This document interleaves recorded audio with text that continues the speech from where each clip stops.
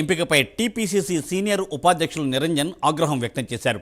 ఈ మేరకు ఏఐసీసీ అధ్యక్షులు మల్లికార్జున ఖర్గేకు నిరంజన ఒక లేఖ రాశారు.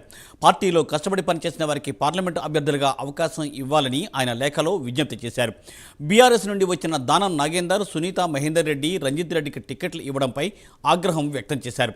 కాంగ్రెస్ పార్టీలో కష్టపడి పనిచేసిన వారికి టికెట్లు ఇచ్చిన నాడే ఇందిరమ్మ రాజ్యం వచ్చినట్లని ఆయన పేర్కొన్నారు.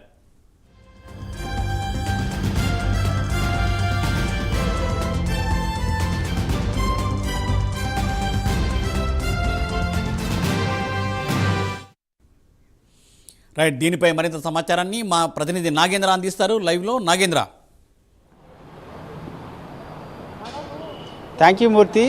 తెలంగాణ రాష్ట్రంలో పార్లమెంట్ ఎన్నికలకు సంబంధించినటువంటి సమయంలో కాంగ్రెస్ పార్టీ దూకుడుగా ముందుకు వెళ్తుంది. ఒకవైపు పార్లమెంట్ అభ్యర్థులను ప్రకటిస్తూ ముందుకు వెళ్తున్నటువంటి సమయంలో ఇప్పటికే ఒకవైపు మొదటి జాబితా, అదేవిధంగా రెండో జాబితా రెండూ కలుపుకొని 9 మంది అభ్యర్థులను ప్రకటించింది. తాజాగా ఈ అభ్యర్థుల ప్రకటనకు సంబంధించినటువంటి అంశం మీద టీపీసీసీ సీనియర్ వైస్ ప్రెసిడెంట్ అయినటువంటి నిరంజన్ రాసినటువంటి లేఖ ప్రస్తుతం కాంగ్రెస్ వర్గాల్లో కలకలం సృష్టిస్తుందనే చెప్పాలి. ఎందుకంటే జంపింగ్లు అంటే బీఆర్ఎస్ నుంచి కాంగ్రెస్లో చేరినటువంటి నేతలకి పార్లమెంట్ అభ్యర్థులుగా టికెట్లు ఇవ్వడం ఏంటంటూ కూడా మల్లికార్జున ఖర్గే, ఏఐసీసీ అధ్యక్షుడైనటువంటి మల్లికార్జున ఖర్గేకి నిరంజన్ లేఖ రాయడం జరిగింది. తాజాగా నిన్న ప్రకటించినటువంటి జాబితాలో ప్రధానంగా ముగ్గురికి బీఆర్ఎస్ నుంచి కాంగ్రెస్ పార్టీకి వచ్చినటువంటి రంజిత్ రెడ్డితో పాటు అదేవిధంగా సునీత మహేందర్ రెడ్డి, దానం నాగేందర్, ఈ ముగ్గురికి కూడా 3 పార్లమెంటు నియోజకవర్గాల నుంచి కూడా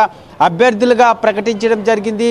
కాంగ్రెస్ పార్టీలో కష్టపడి పనిచేస్తున్నారు వారికి టికెట్లు ఇవ్వకుండా జంపింగ్లకి టికెట్లు ఇవ్వడం ఏంటంటూ కూడా మల్లికార్జున ఖర్గేకి రాసినటువంటి లేఖలో ప్రస్తావించడం జరిగింది. ఈ లేఖలో ప్రధానంగా మరొకటి, గతంలో ఇందిరమ్మ రాజ్యంలో కాంగ్రెస్ పార్టీలో కష్టపడి పనిచేసినటువంటి వారికి ఇందిరమ్మ టికెట్లు ఇచ్చింది. ప్రస్తుతం కాంగ్రెస్లో ఆ సంస్కృతి లేదా అనే రీతిగా ప్రస్తుతం లేఖని మల్లికార్జున ఖర్గేకి రాయడం జరిగింది. ఇప్పటికైనా సరే తన లేఖని పరిగణలోకి తీసుకొని జంపింగ్లకి టికెట్లు ఇవ్వకుండా కాంగ్రెస్ పార్టీలో కష్టపడి పనిచేసిన వారికే టికెట్లు ఇవ్వాలంటూ కూడా ఆయన చెప్పడం జరిగింది. దీంతో పాటు మరొకవైపు గత అసెంబ్లీ ఎన్నికల సమయంలో కూడా జంపింగ్లకే టికెట్లు ఇచ్చారు.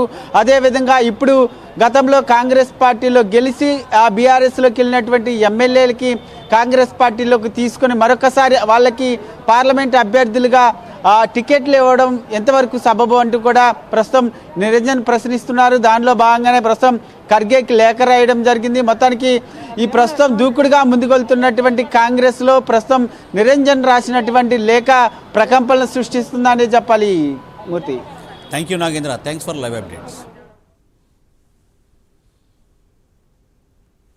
ప్రైమ్ మినిస్టర్ గారు మోడీ గారు మాట్లాడుతూ దానికి ఒక మతపరమైన రంగు